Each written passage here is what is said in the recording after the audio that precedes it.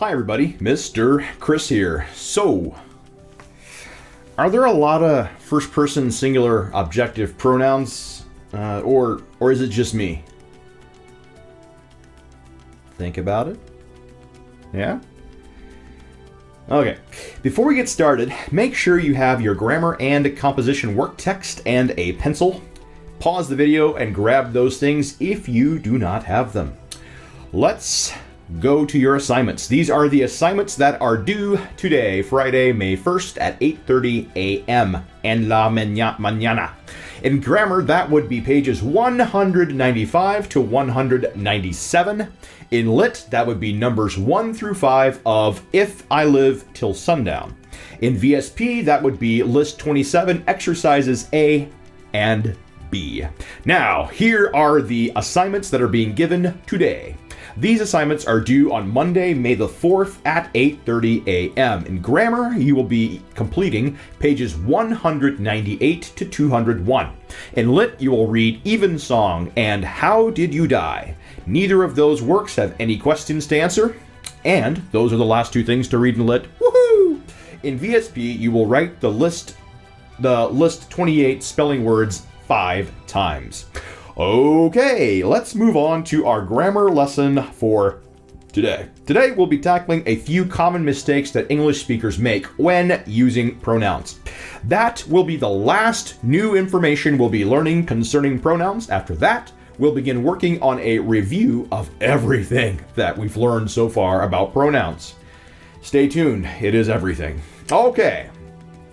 Let's dive into avoiding problems of pronoun usage. In your grammar and composition work text, turn to page 198.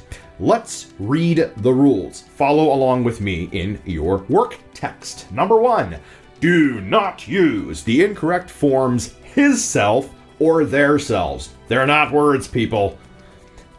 Here are your examples. He brought the trouble upon his self. Not correct. Instead say, he brought the trouble upon himself. Much better. All right, here's the next one. They earned the fare theirselves. Come on, people, that's not correct. Instead say, they earned the fare themselves. Much better. All right, number 2. Do not use a double subject, such as, my brother, he is a fine craftsman. Not correct. Instead say, my brother is a fine craftsman. It's simpler. Sounds better. Come on. All right, number 3. Do not use them as a demonstrative pronoun. And yes, I'm saying that correctly. It's not demonstrative. You know, that makes more sense. It is demonstrative. Do not use them as a demonstrative pronoun. Such as, them flowers are pretty. Yeah, that's the kind of a redneck. Yeah, yes, sir. Yes, sir, Jeb. Yep, them flowers are pretty. Yep, right, pretty. Instead, say, these flowers or those flowers are pretty. All right, number 4. Use who or whom to refer to people. Use which to refer to things. Use that to refer to either people or things. Now let me say that again, because that one can kind of blow right by you. Use who or whom to refer to people. Use which to refer to things. And use that to refer to either people or things. All right, here are some examples. He who does not hope to win is already lost, referring to people. All right, here's the next one. Man builds no structure which outlives a book. All right, structure is a thing, so use the word which. All right, here's the next one. Blessed is the man that walketh not in the counsel of the ungodly. Okay, the word that being used here, it's referring back to the word man. So the word that can be used along with a person or a thing. And here's your last one. A man is about as big as the things that make him mad. All right, this time we're using the word that to refer to things, right? So it can be either people or things. All right, there you go. That was rule 4. Now, rule number 5. Use a possessive case pronoun before a gerund or a gerund. Here is your example. Me meeting you here is quite a coincidence. Not correct. Instead, say, my meeting you here is quite a coincidence. All right? Let's go to exercise A. Here are sus instrucciones. Cross out each incorrect pronoun in parentheses. Easy enough. Let's go to number 1. Number 1. David, he or David, chose 5 smooth stones for his sling. All right, remember rule 2 from above. Do not use a double subject. The correct answer is David. Cross out David he. All right, let's go to number 2. Those or them are the woodcuts that he made hisself or himself. Okay, remember rule 3. Do not use them as a demonstrative pronoun. The correct answer is those. Cross out them. Also, remember rule 1. Do not use the incorrect forms hisself or theirselves. The correct answer is himself. Cross out hisself. Okay, I'll leave you to do numbers 3 through 10 all by yourself. Do not forget to complete exercise B at the bottom of the page. Alrighty, let's move on to page 199. On this page, we'll begin a review of everything that we've learned so far about pronouns. Let's go over the rules on this page. Number 1. Nominative case pronouns are used as subjects or as predicate nominatives. The nominative case pronouns are I, he, she, we, they, who, and whoever. Also, as a reminder, here is a chart of all the linking verbs. Remember, predicate nominatives only come after linking verbs. We'll refer back to this chart later on. Rule 2. Objective case pronouns are used as direct objects, indirect objects, or objects of prepositions. The objective case pronouns are me, him, her, us, them, whom, and whomever. Also, remember that direct and indirect objects only come after action verbs. Rule 3. A pronoun used as an appositive must be in the same case as the word to which it refers. Number 4. In order to know which pronoun to select, you must first determine how the pronoun is used in the sentence or in its dependent clause. We call that whole process dissecting. Then you select the pronoun from the correct case. We'll get plenty of practice doing that here in just a bit. Let's go to exercise A. Here are your instructions. 1. In the blank before each sentence, write the use of the pronouns. Now then, the rest of the instructions list a whole bunch of different uses. I'm not going to list all those. 2. Cross out the incorrect pronoun in parentheses. Okay, let's go to number 1. Number 1. The scout leader and they or them caught fish from the stream. The first thing we need to do is dissect the sentence. Let's find the verb. What's the verb? It's caught. Now, to find the subject, let's ask who or what caught. It's leader, and they or them. Now we know how the pronoun is being used. How's it being used? It's a subject. Let's write that in the blank. Write S in the blank. Now we have to pick the pronoun from the correct case. The pronoun is being used as a subject. Which case of pronouns are used as subjects? Nominative. They is from the nominative case. Them is from the objective case. We need to use the pronoun they from the nominative case. Cross out them. Okay, double check your work. Do you have S written in the blank? Yes? Good. Have you crossed out them? Yes? Great. Let's move on to numero dos. Number 2. I hope you will give Connor and he or him a copy of your speech. All right. First thing we need to do, dissect the sentence. What is the verb? Well, there are actually 2 verbs here. They are hope and will give. What's going on? Well, these 2 different verbs are actually in 2 different clauses. One of the clauses is an independent clause. It can stand all by itself. It's the clause, I hope. The other clause is a dependent clause. It can't stand all by itself. And it consists of the words, you will give Connor and he or him a copy of your speech. Now, just to clear something else up, there is an understood or invisible that at the beginning of this dependent clause. So it could actually read that you will give Connor and he, him a copy of your speech. Okay, now since the pronoun we're working with is in the dependent clause, we can totally disregard the independent clause. Just forget about it. Let's focus on the dependent clause instead. Here it is. You will give Connor and he or him a copy of your speech. Let's dissect. What is the verb? It's will give. Now ask to find the subject.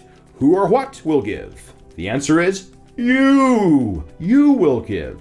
Okay. Now is the verb an action verb or a linking verb? If you can't remember, check in the box at the top of the page.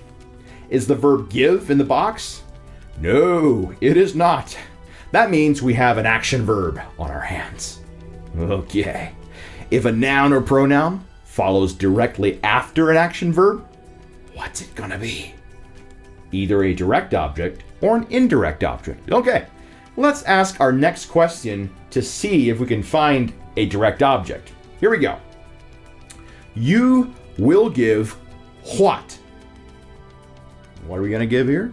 Copy. It's copy. Copy is our direct object. Okay, if you've noticed, we still haven't gotten to the pronoun, right? So we now have to ask our final question to find an indirect object. Here we go. You will give copy to whom or to what? The answer, it's Connor and he or him. Connor and he or him are indirect objects, so write IO in the blank. Now, let's choose the correct pronoun. Which case of pronouns can be used as indirect objects? Well, that would be the objective case. Which of these two pronouns is in the objective case? That would be him. Cross out he. All right, let's make sure you have all the right markings. You should have IO written in the blank. You should have crossed out he. All good? Great. I'm going to let you take care of numbers 3 through 30 all by yourself. Yes, flip the page. It goes all the way to 30 over there. You got this. You can do it. All right, let's go to exercise B on the next page. Here are your instructions. Cross out each incorrect pronoun in the following sentences. Write the correct pronoun above it. 3 sentences are correct, and the instructions don't say this, but you need to write C beside those correct sentences. Let's go to number 1. Number 1.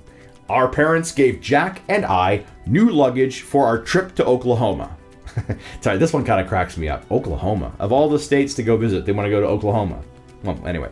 All right, number 1. Our parents gave Jack and I new luggage for our trip to Oklahoma. All right, let's dissect. What is the verb? The verb is gave. Okay, to find the subject, ask who or what gave. The subject is parents. Parents gave.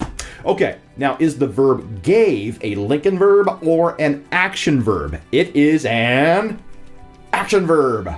What does that mean? It means that any noun or pronoun that comes after the action verb will be a direct object or an indirect object. That's what that means. Okay, to find our direct object, ask parents gave what? The answer is luggage. Parents gave luggage. Luggage is the direct object. Okay, is there an indirect object? Let's find out. Now ask, parents gave luggage to whom or to what? Yep, we can answer that question. It's Jack and I. That means Jack and I are indirect objects. That also means we have ourselves a humdinger of a problem. The pronoun I is from the nominative case. We need an objective case pronoun. What is the objective case version of the pronoun I? That would be me.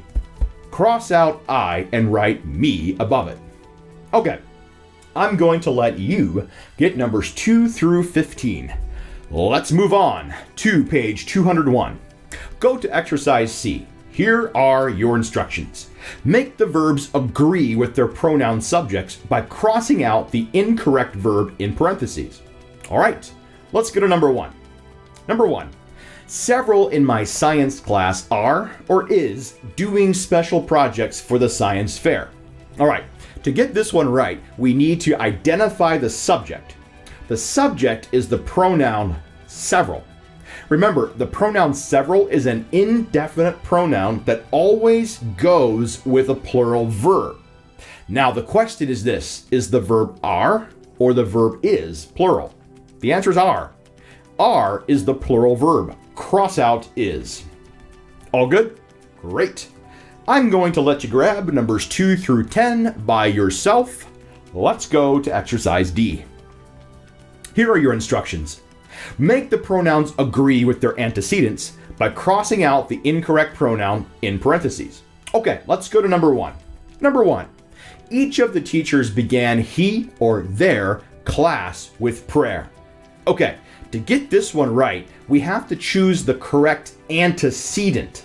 Remember, an antecedent is the word for which the pronoun stands. In this case, what is the antecedent for the pronoun his or their? It's each. Now we have to remember if the pronoun each is singular, plural, or singular and plural. Remember, the pronoun each is always singular. Now, which of these pronouns is singular? Is it his or is it their? It's his. Cross out there. Okay, you should tackle numbers 2 through 10 by yourself. Let's go to exercise E. Here are your instructions. Cross out the incorrect pronouns or verbs and write the correct forms above them. This exercise reviews most of the rules in this unit. Let's go to number 1. Number 1. Us old-timers should help them new students to get adjusted. I love this one. Yes, sir. Us old-timers, we should help them new students get adjusted. Yes, sir. Yep, yep, yep, yep. Okay, let's dissect. What is the verb? It's should help. Who or what should help? Us should help. No bueno. This is the subject of the sentence. A pronoun used as a subject needs to be in the nominative case. Us is in the objective case. Cross it out. What should replace it? Or what should replace us? It should be replaced by we, right? We.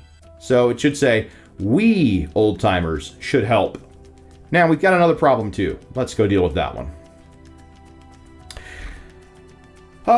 We're not going to be able to find this particular problem by dissecting the sentence. You simply have to recognize that the pronoun them can't be used as a demonstrative pronoun. Yes, there we go again. Demonstrative pronoun. What a cool word.